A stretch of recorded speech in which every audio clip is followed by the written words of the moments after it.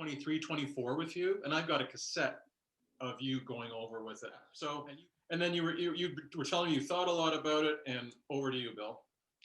I thought a lot about it, and I had, and I no longer do, have a tape of my gold medal winning performance. And when I listen to it, I can hear that I was very taken with what I was beginning to understand was in the tune, but I couldn't fully commit to it. I didn't have the courage. Maybe I didn't have the skill either to really fully commit to the thing. So Thomas, when we go over this, I need you to understand that this is not a typical performance standard in piping today.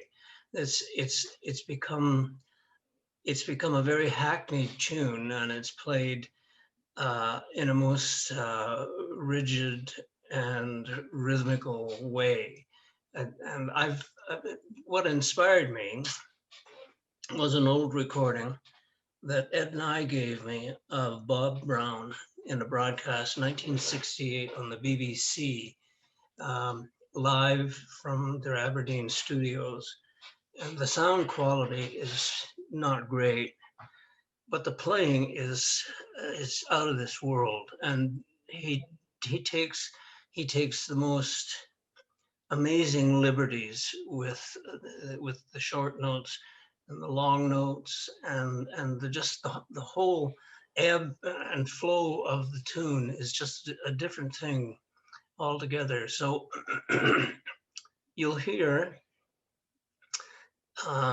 in the ground that there's a lot of emphasis on the third pulse, and also on C. The note C seems to really be the key to that ground. And now, have you learned the tune, Thomas? I have, yes. All right, okay. So where did you get it from? That doughhead Michael Gray? Yeah. We went over it a few times. Yeah. So like I said, Bill, he got it pretty much as I think you gave it to me. Undoubtedly, Mike. And listen, I got the tune. From many sources. I got it originally from John Wilson, and as you can imagine, it was pretty straightforward from him.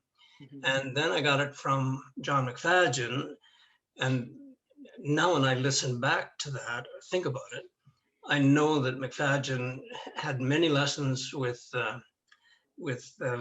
Bob Brown, and I can hear the influence all over McFadden's playing of that. So now I've fully committed to it, and I don't know. You guys will work this out, pupil and teacher, as to what you should really follow. But I really believe that what I've ended up with is the best way that you can play this amazing tune. So can you see me, by the way, guys?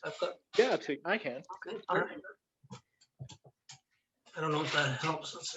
By the way, I've taken the liberty to record this. I was going to ask you to do that. Yeah. Yep. Okay. So we're recording right now. All right. No swearies. Play.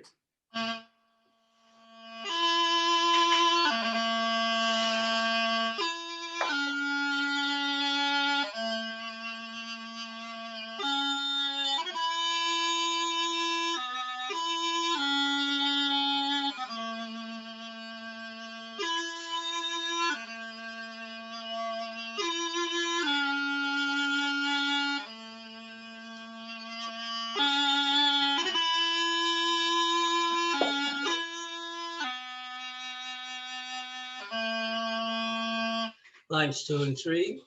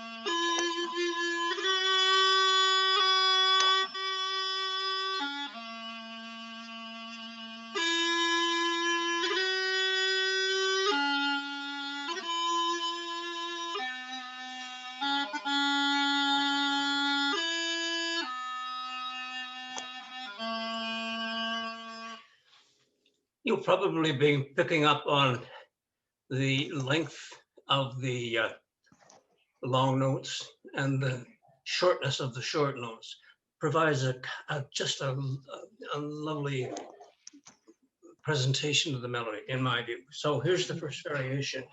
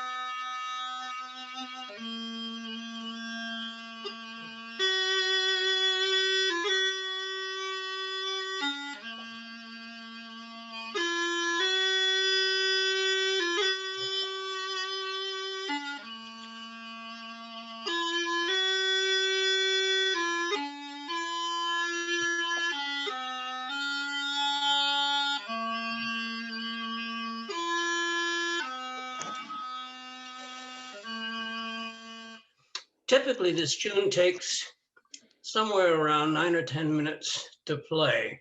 And I've recorded this for, if it ever gets out, the next two CDs in the Piobaireachd series. And my rendering of it, it goes quite a bit beyond 12 minutes because of the extension of the bits and pieces. Now, this next variation, the doubling, represents a real departure from current performance style. Okay. Typically, you hear this.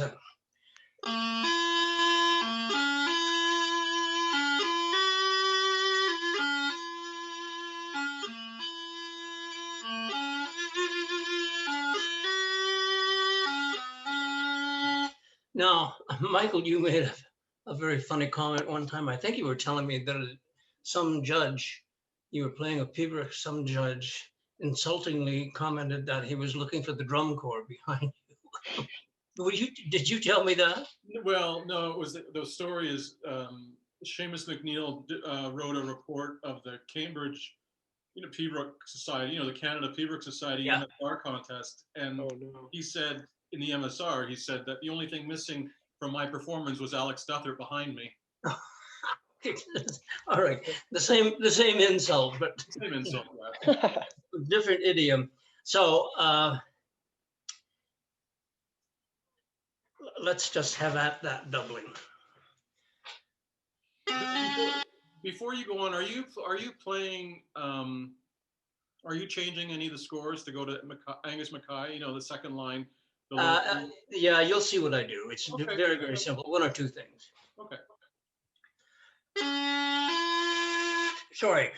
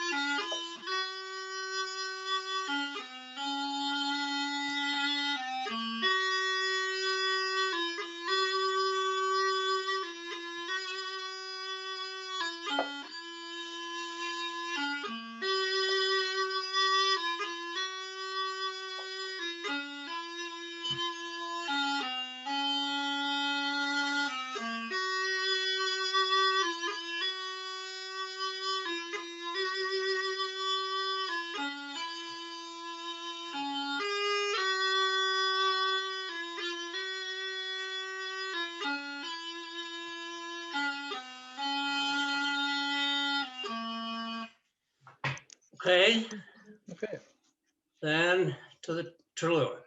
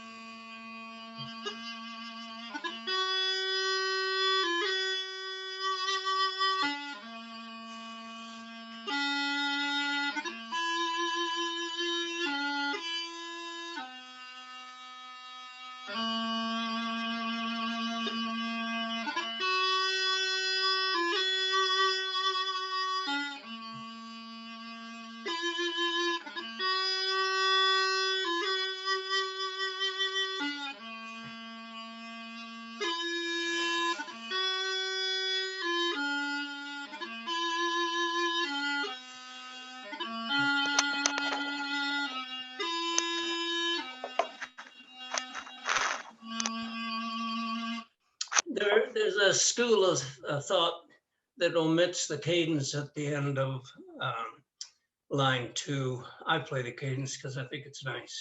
So Okay. it's neither here nor there, really. Okay. And then now to the doubling.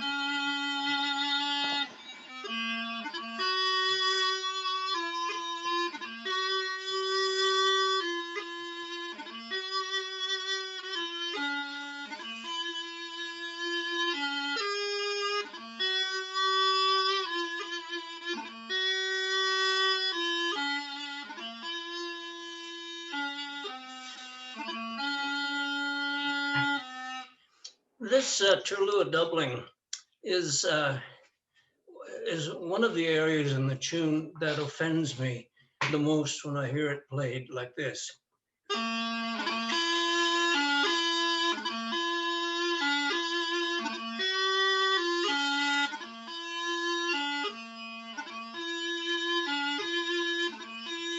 I don't know what that is. It's I don't know what it is. It's not music. It's an exercise or something. Anyway, that's my view. Now to the Crunluath, very much similar approach.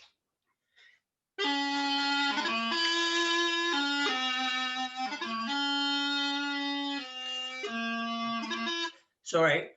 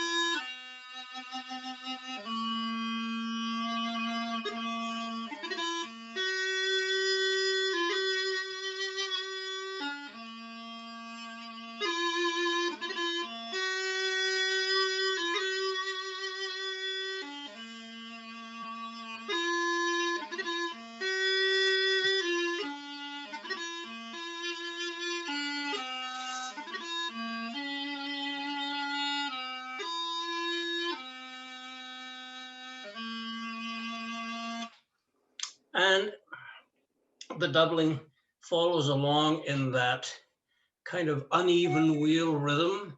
You know, not the dum dee dee no dee but the hum dee undee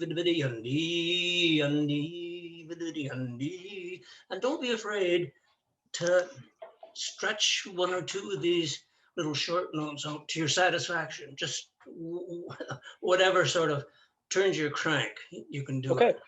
Okay. And now the the Crunluath doubling.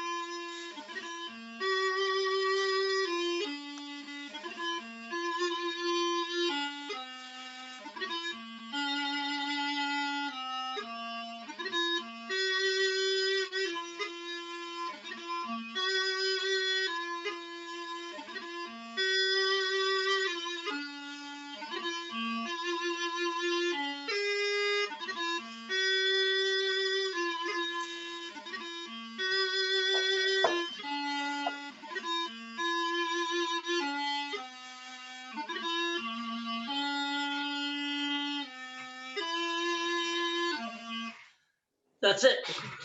Okay. How does it strike you? That Honestly, it's so Michael and I have gone over it, and I've listened to the Hugh McCallum recording, and on the Piobaireachd Society, there's a Bob Brown recording on there as well. I don't know how. So I don't know how. Does that start with tonight's broadcast comes from the BBC studios in Aberdeen? No, it might be the same recording, but it might have that section chopped off. But maybe it's a different recording, however.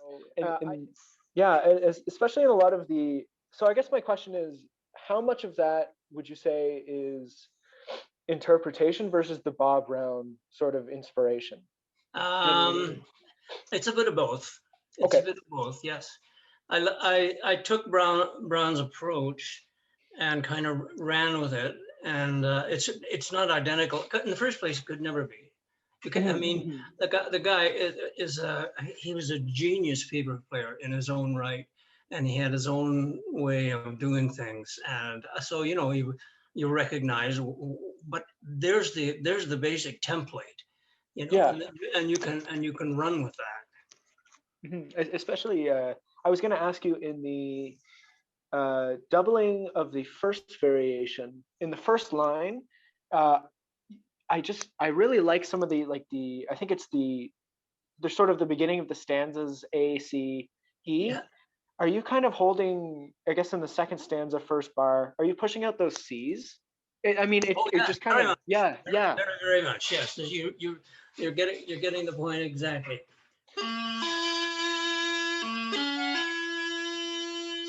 I'm sorry, that's the doubling.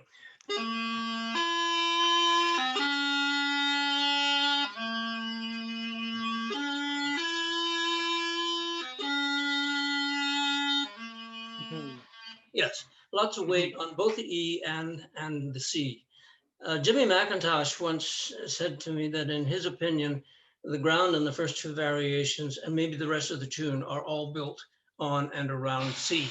And so if you just sort of take general liberties with the C's wherever you see them, you're going to be just fine, Okay, and then Michael and I sort of talked about this a little bit, and I'm trying to find the section.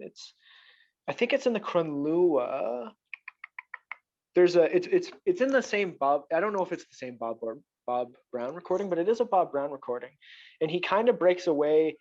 I know you were talking like breaking away from that, forced rhythm Yes, a yes. little bit, and it would be, I guess, in the Crunluath doubling last bar, It and is. then Yeah. sorry, yeah, and like what he does is he really holds out the C before the.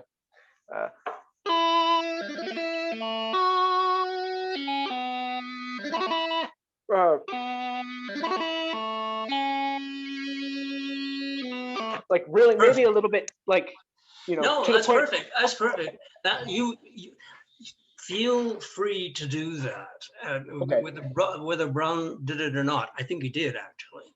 Mhm. And I haven't gone and refreshed my memory on his recording exactly, but that's exactly what he do. Okay. Similar. Michael, if I dug out my my CD from Ed and I with this Brown recording on it, could you digitize that? Yeah, for sure. Okay, here we go. I got I think it's his first recording, so let's try that.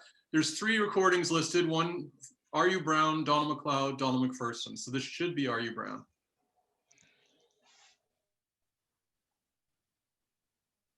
"12 minutes and 30 seconds. Ah, so I'm pretty close. Yeah. Yeah. Unless he does a lot of blab on this, which I just. So, the Piobaireachd can safely be assumed to be a McCrimmon one, and is remarkable for its peculiar construction. Can you hear that? Particularly the Crunluath. That's the recording. Is that it? That's the recording.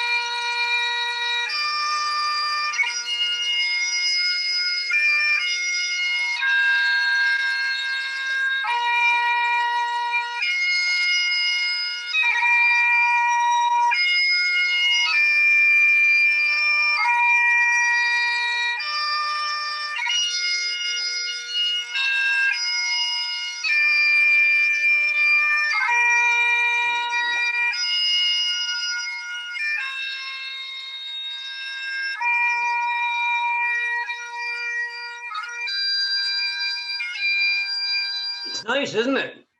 It really is. And the sound at that pitch, it's lovely. Yeah, absolutely. About that, a chunk of that being like an inspiration. I see where you kind of took the edge off of maybe edge is the wrong word, but some of the like the how like the aggressive short notes, and yeah. I remember John McFadgen when he was giving me this tune. He didn't explain it very articulately or well, which was unusual for him. Well, no, not really. He was a very articulate man, but as a Piobaireachd teacher, he just said, "Put up your bagpipe, and I'll wave you through this. And when it's good, I'll shout. When it's bad, I'll shout." Okay. So, anyways, he was talking about the Crunluath being quite difficult to play like that, and it is because to squeeze the Crunluath movement in and then go right to the next low A after without messing it up. So,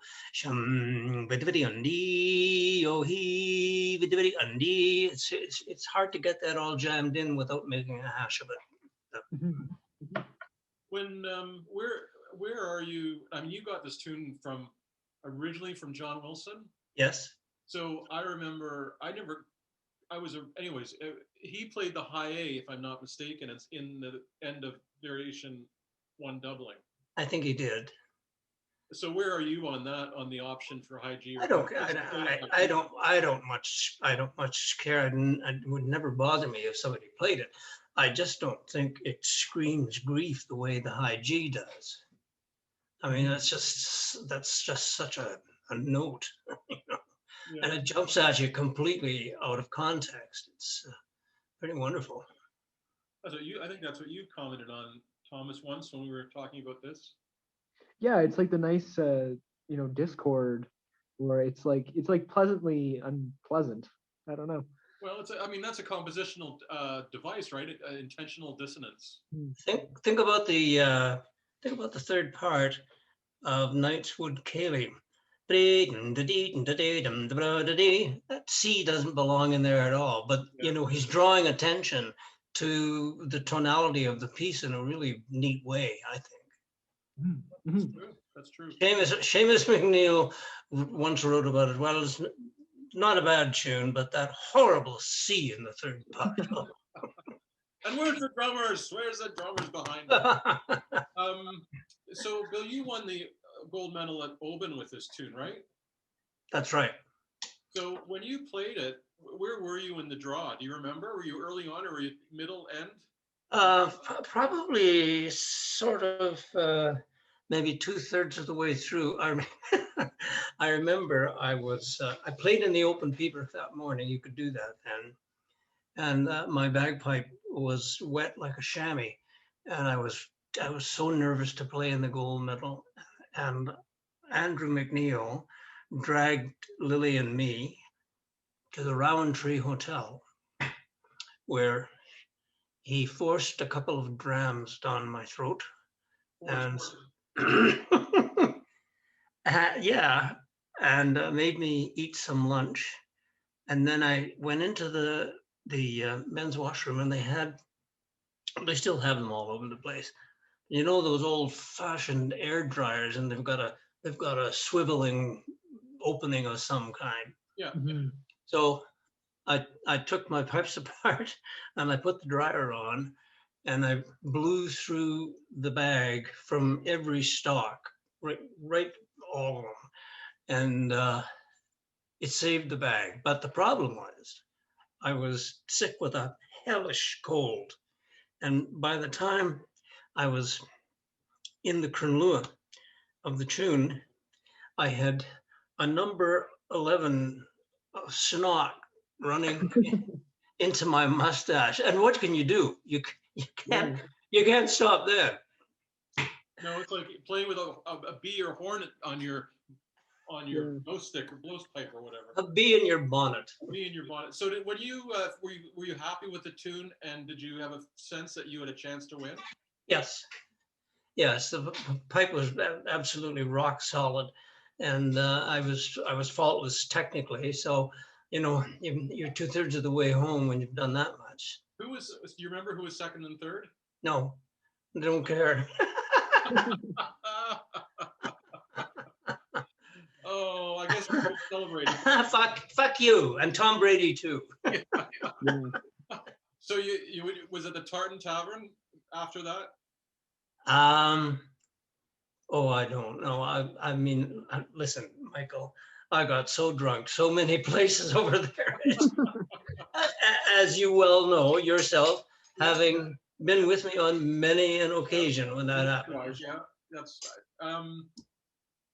Was your dad with you? No, he was not. He's still alive. Lily was with me. Yeah. So, if you were, I'm just trying to take advantage of your brain while Thomas is here. Well, I hope my brain is going to be around for another little while. We could do Thomas doesn't see you every week. No. What advice would you give? Is there any advice you would give?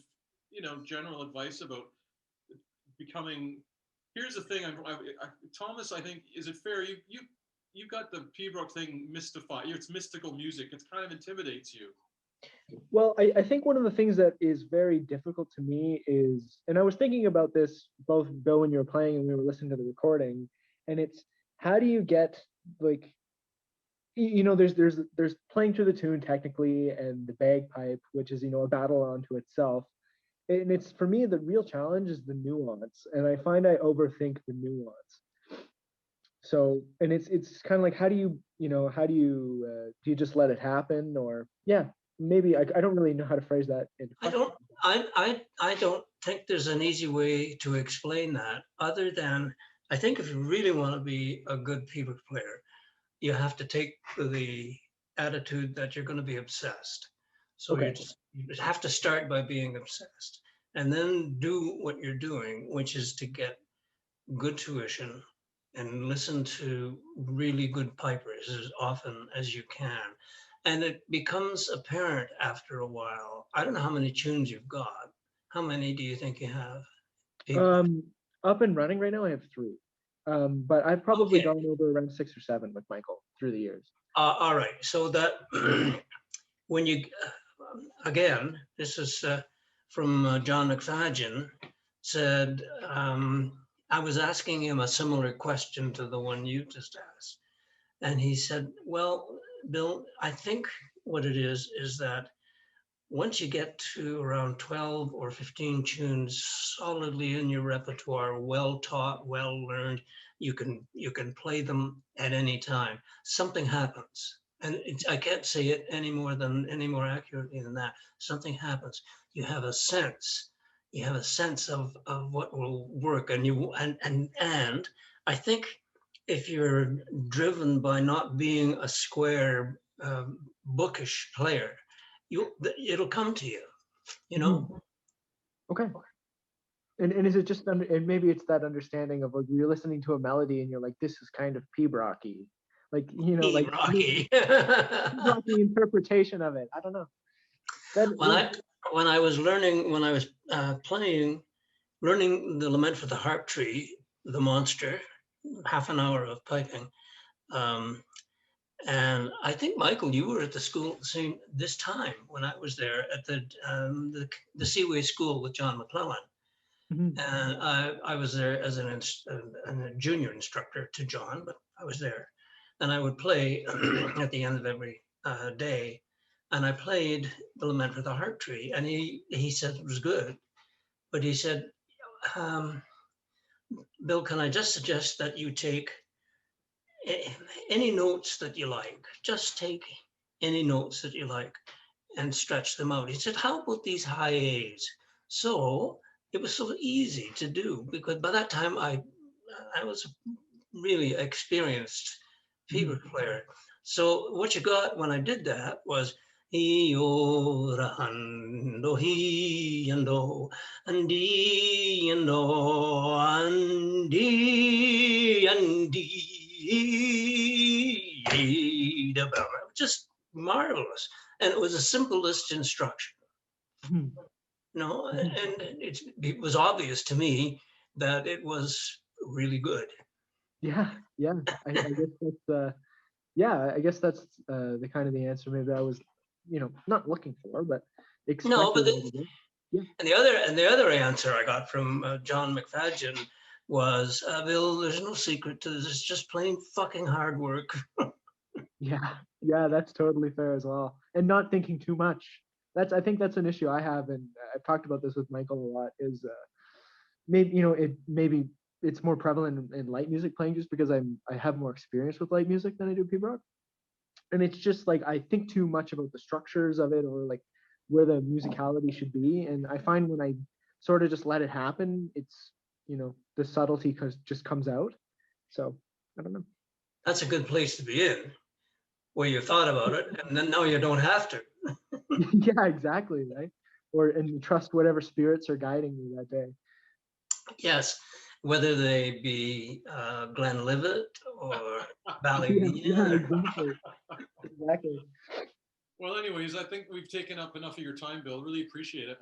Oh, it's been a real pleasure. I've told you this, Mike.